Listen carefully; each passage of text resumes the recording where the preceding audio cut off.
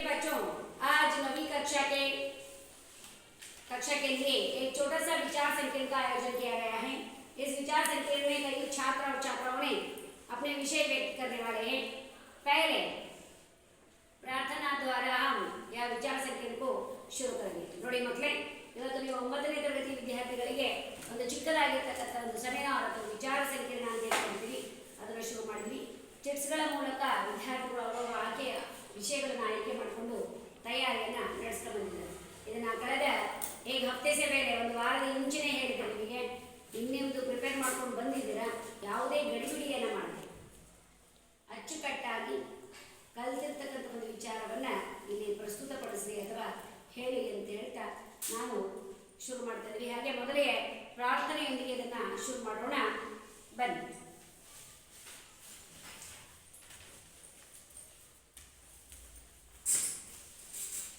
तेजस्विनी जी के सच बोले, सच बात विचारे, भले काम पर जीवन वाले, मिलकर रहे नियम बनाए, बीती बातों को बिसराए, छोटे बड़े सभी मिल जाए, गिरे हुए को तुरंत उठाए, करे किसी का ना अपमान, ऐसी ही मति दो भगवान, एक रहे सद्भाव रखे हम, देश देश में मान रखे, हट छोड़े संयम बनाए, मातृभूमि पर बने रहे. धन्यवाद. 8वीं कक्षा में रहने वाले एक छोटा सा प्रार्थना गीत द्वारा उन्होंने इस कार्यशाला क्रियाकलाप को शुरू किए हैं. ಒಂದು ಆಕ್ಟಿವಿಟಿಯನ್ನ 8ನೇ ತರಗತಿಯಲ್ಲಿ ಇದ್ದಂತಹ ಒಂದು ಪ್ರಾರ್ಥನಾ ಕವಿತೆ ಮೂಲಕ ಕೇವಲ ಹಾಡೋದಷ್ಟೇ ಅಲ್ಲ, ಆ ವಿಚಾರಗಳನ್ನು ನಮ್ಮಲ್ಲಿ ಮೈಗೂಡಿಸಬೇಕು. ಅಥವಾ ಕನ್ನಡದಲ್ಲಿ ಬರುವಂತಹ ಒಂದು ವಚನ ಗೊತ್ತಿದೆ ಅಲ್ವಾ ನಿಮಗೆ, ಸಪ್ತಶೀಲಗಳು, ಬಸವಣ್ಣನವರು ತಿಳಿಸಿದಂತಹ ಸಪ್ತಶೀಲಗಳಿಗೆ ಅನುಗುಣವಾಗಿರ್ತಕ್ಕಂಥ ಒಂದು ಯಾವುದೋ ಈ ಪ್ರಾರ್ಥನಾ ಪದ್ಯ. ನೀವೆಲ್ಲ ಅದರ ಆಶಯವನ್ನು ತಿಳಿದು ಹಾಗೆ ಅದನ್ನು ರೂಢಿಸ್ಕೊಡಿ ಅಂತ ಹೇಳೋದರೊಟ್ಟಿಗೆ ಈ ಒಂದು ಆಕ್ಟಿವಿಟಿಯನ್ನು ಅಥವಾ ಕ್ರಿಯಾ ಚಟುವಟಿಕೆಯನ್ನು ಶುರು ಮಾಡ್ತಾ ಇದ್ದೇವೆ. ಮೊದಲಿಗೆ ಯಾರು ತನ್ನ ವಿಷಯವನ್ನು ಪ್ರಸ್ತುತಪಡಿಸ್ತಾ ಇರ್ತಕ್ಕಂಥವಳು ಮೋಕ್ಷ.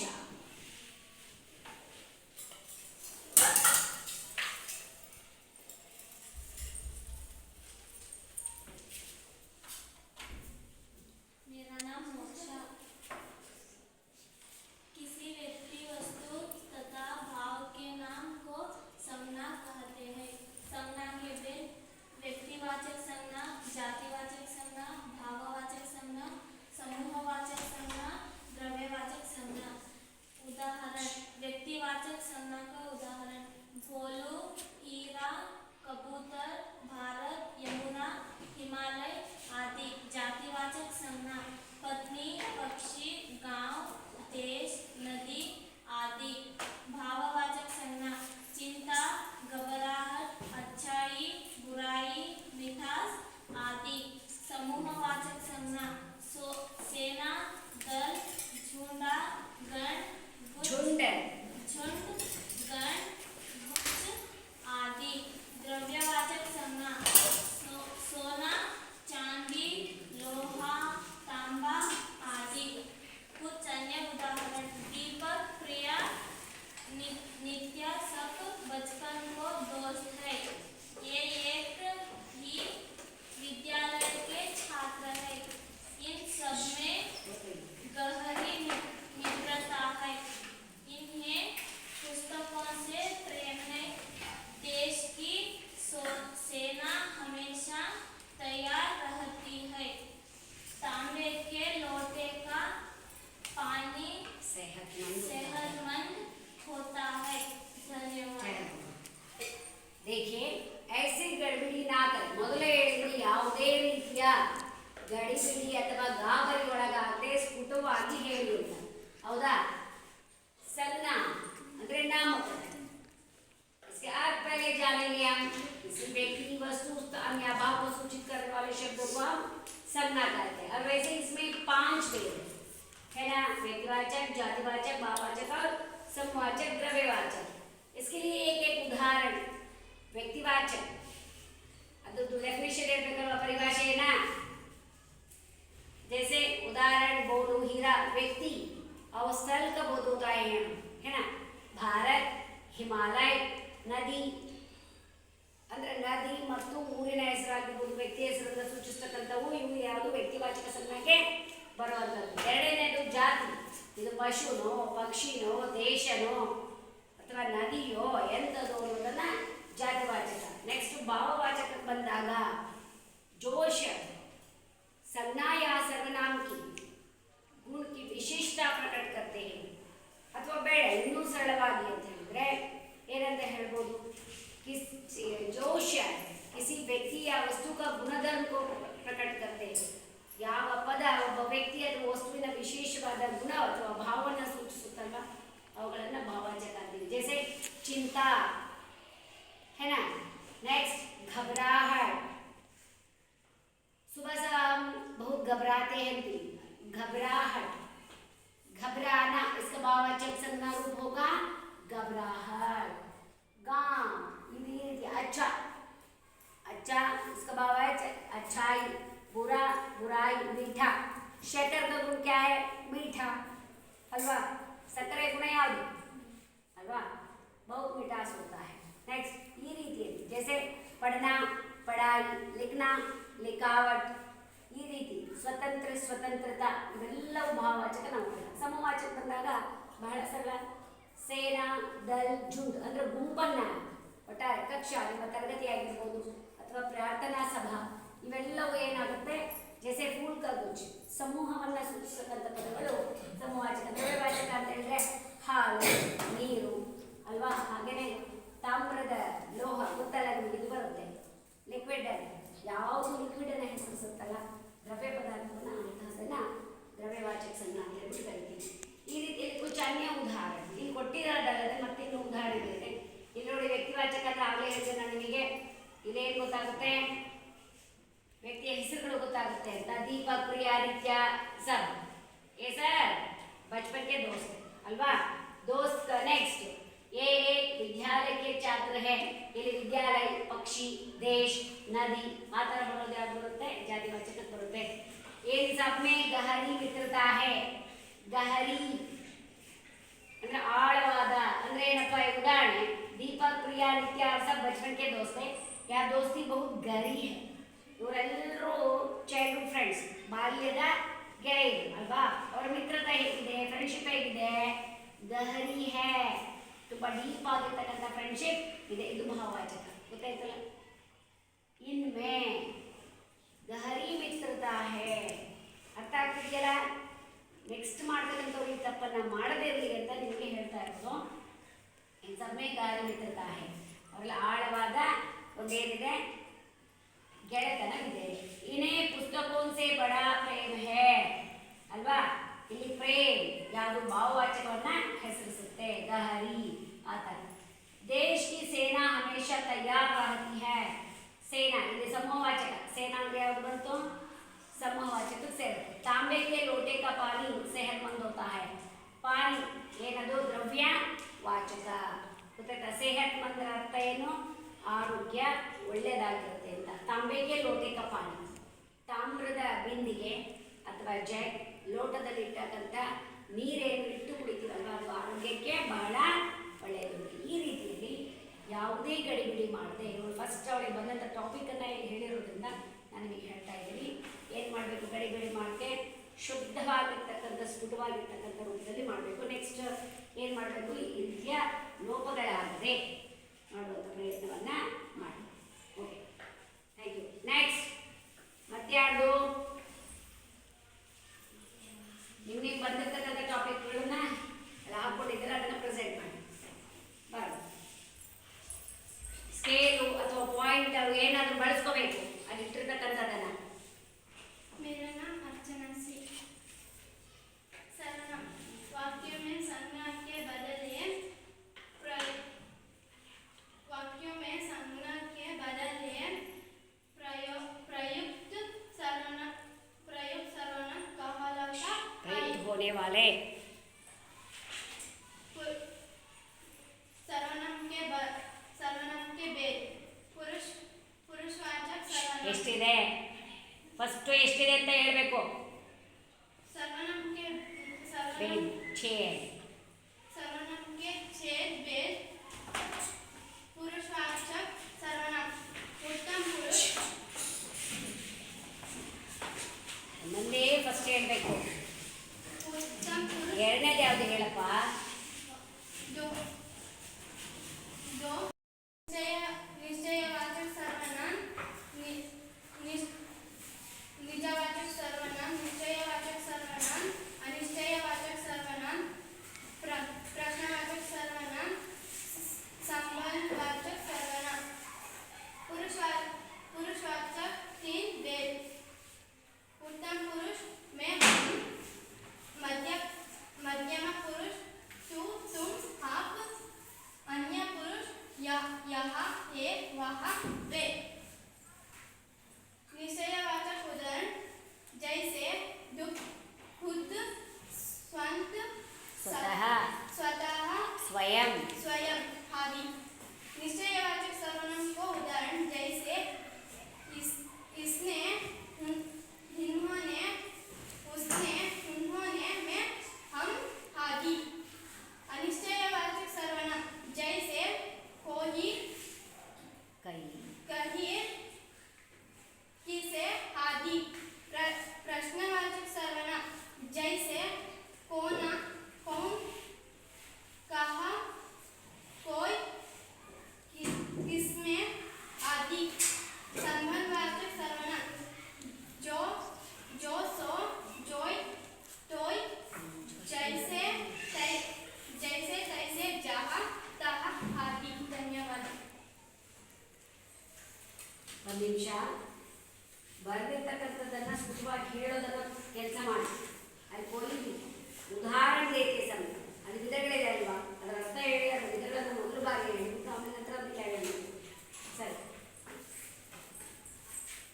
ನೆಕ್ಸ್ಟ್ ತಯಾರಿ ಯಾರು? ಈಗ ಬಂದಿರ್ತಕ್ಕಂಥದ್ದು ವರ್ಣಮಾಲ. ನೆಕ್ಸ್ಟ್ ತಯಾರಿ ವಚನ, ಲಿಂಗ ಮತ್ತು ವಚನ ಬರ್ತಿದ್ದೀರಿ ಯಾರ್ದು ಅವ್ರಿಗೆ ಮಾಡಿ.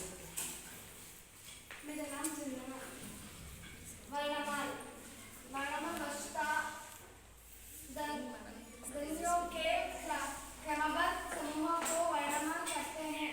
हिंदी वर्णमाल में कुल वर्ष को संख्या 52 है. वर्णमाला को दो प्रकार वंश स्वर दो व्यंजन स्वर चीन स्वरों के उच्चारण में सबसे कम समय लगता है. उन्हें स्वर ह्रस्व स्वर कहते हैं. ह्रस्व स्वर इनकी संख्या 4 होती है. आ ई उ दीर्घ स्वर जिन स्वरों के उदाहरण के ह्रस्व स्वरों में दीर्घ समय लगता है. उन्हें दीर्घ स्वर कहते हैं. इनकी संख्या 7 होती है. आ ई उ ए औ योगवाह का 2 प्रकार है. अनुस्वार जिन ह्रस्व स्वरों को उच्चारण करते समय वाक्यों में वहाँ कितनी थी है उसे उन स्वर है. चीन स्वर उदाहरण को में दामी समूह निकलता ही हमें दिमाग है. व्यंजन योगवाह व्यंजन अवध्य व्यंजन. धन्यवाद.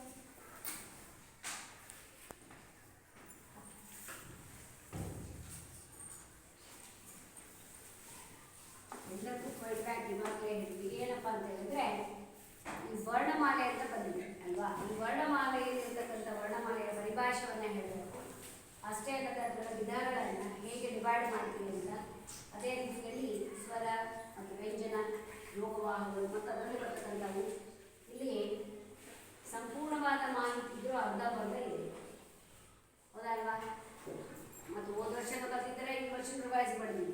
ಯಾವುದೇ ಆಗಲಿ ಕಲಿತಕ್ಕಂಥ ಸಂದರ್ಭದಲ್ಲಿ ಡೌಟ್ಸ್ ಇದ್ದರೆ ಅದನ್ನು 10ರ ಹಲವು ಬಾರಿ ನಮ್ಮನ್ನು ಕೇಳಿ ನೆಕ್ಸ್ಟ್ ಟೈಮು ಯಾವುದು ತಪ್ಪಿಲ್ಲದೆ ಮಾಡಬೇಕಿದು.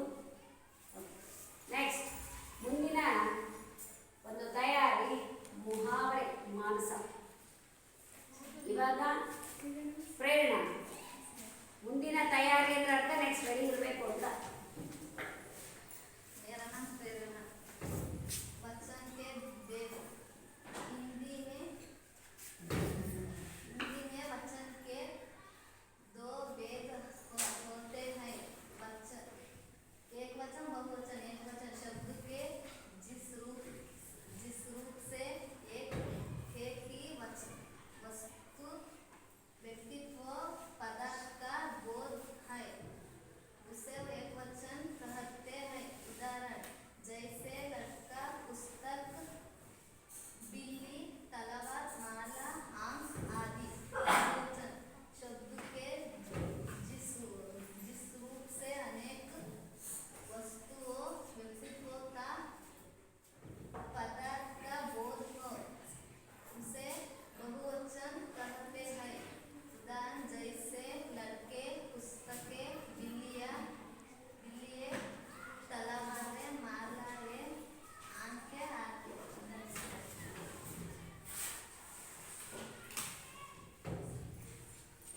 वचन के वेद, वचन का अर्थ और उसके दो वेद के बारे में हम उन्होंने अपने विचार व्यक्त किया है. ಧನ್ಯವಾದ. ಮುಂದಿನ ತಯಾರಿ ಅಂತ ಈಗಾಗಲೇ ಹೇಳಿದೆ. ಯಾರು ಲಾಸ್ಟ್ ಮಾಂಸ ನೆಕ್ಸ್ಟು ಮತ್ತೊಬ್ಬರಿಗೆ ಚಿಕ್ಕದೆ ಅದು ಯಾರು ಅಂತಂದರೆ ಲಿಂಗ್ ಯಾರು ಚಂದನ ಕೆ. मेरा नाम नारायण। मुहावरे संज्ञा अर्थ के बदल में विशेष अर्थ देने वाले वाक्यांश मुहावरे कहलाते हैं। मुहावरे का अर्थ समझिया, रही का पहाड़ा बनाना, छोटी सी बात को बड़ा बनाना, आग बबूल होना, ಮಾಂಸ अत्यंत क्रोधित होना, भयावह का खेल, अधिक हंसाना, बालू से तेल निकला, असद को सादिया बनाना, नौ दो गह रहा होना, भाग जाना, बात का बंदगड़ा बनाना, बात को बड़ा चढ़कर बोलना। धन्यवाद.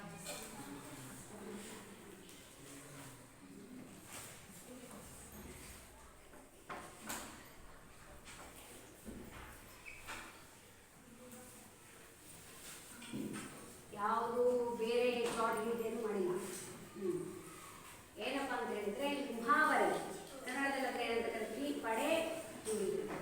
जो वाक्यांश सामान्य अर्थ के बदले विशेष अर्थ प्रकट करता है उसे मुहावरे कहते हैं. आपके कई लेसन के पीछे और लेसन में कई मुहावरे का प्रयोग हुआ है. ऐसे प्रयोग को आप एक सूची बनाकर लाइए. ನಾಳೆ ನಿಮ್ಮ ಎಲ್ಲ 8ನೇ ತರಗತಿಗಾಗಿರ್ಬೋದು ಅಥವಾ 9ರಲ್ಲಿ ಇರ್ತಕ್ಕಂಥ ಮುಹಾವರೆಗಳ ಒಂದು ಪಟ್ಟಿಯನ್ನು ಮಾಡ್ಕೊಂಡು ಬನ್ನಿ ಅಂತ ಹೇಳಿದ್ರೆ ಅಲ್ವಾ. ಏನು ವಿಶೇಷವಾದ ಅರ್ಥನ ಕೊಡ್ತಕ್ಕಂಥದ್ದು. ಹಾಗೆ ನೆಕ್ಸ್ಟು ಮತ್ತೊಂದು ವಿಚಾರವನ್ನು ಹೇಳುವಂಥ ಒಂದು ಪ್ರಯತ್ನವನ್ನು ಮಾಡಿದ್ದಾಳೆ ಲಿಂಗ್ ಚಂದನ ಕೆ.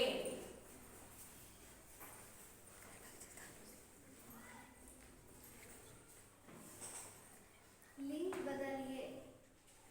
उदाहरण पिता माता, काका काकी, दादा दादी, पुत्र पुत्री, बेदा बेदी, बेटा बेटा, माली मालिन, आदम आदमी, और औरत,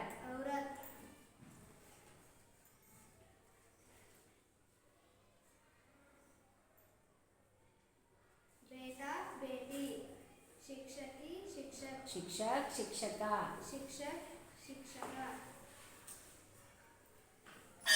बेटा बेटी,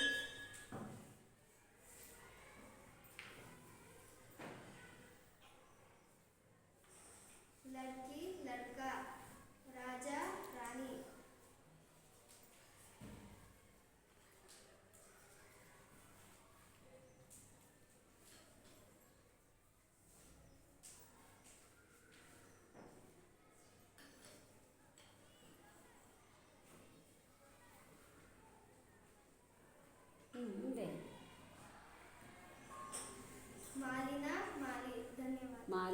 ಮಾಲಿನದು ಅಲ್ವಾ? ಏನಪ್ಪ ಅಂತ ಹೇಳಿದ್ರೆ ಸಾಕಷ್ಟು ಇದೆ. ಏನು ಲಿಂಗ ಮೇ ದೋ ಪ್ರಕಾರ ಏನು, ಎರಡು ಪ್ರಕಾರಗಳು, ಅದರಲ್ಲಿ ಬರ್ತಕ್ಕಂಥ ಉದಾಹರಣೆಗಳನ್ನಷ್ಟೇ ಡೆಫಿನೇಷನ್ ಇಲ್ಲ, ಸಾಕಷ್ಟು ಬರುತ್ತಲ್ವಾ. ಜೈಸೆ ಅಧ್ಯಾಪಕ ಅಧ್ಯಾಪಿಕ, ಲಡ್ಕ ಲಡ್ಕಿ, ಛಾತ್ರ ಛಾತ್ರ, ಛಾತ್ರ ಛಾತ್ರ, ಛಾತ್ರ ಅಂದರೆ ವಿದ್ಯಾರ್ಥಿ, ಛಾತ್ರ ಅಂದರೆ ವಿದ್ಯಾರ್ಥಿನಿ. ಹೀಗೆ ಹಲವಾರು ಪಟ್ಟಿಗಳನ್ನು ಮಾಡ್ಕೋಬಹುದು. ಹಾಗೆ ಬೂಢ, ಬುಡಿಯ, ನೌಕರ್, ನೌಕರಾನಿ, ಹಾತಿ, ಹಾತಿನಿ ಅಲ್ಲ, ಬಿಲ್ಲ,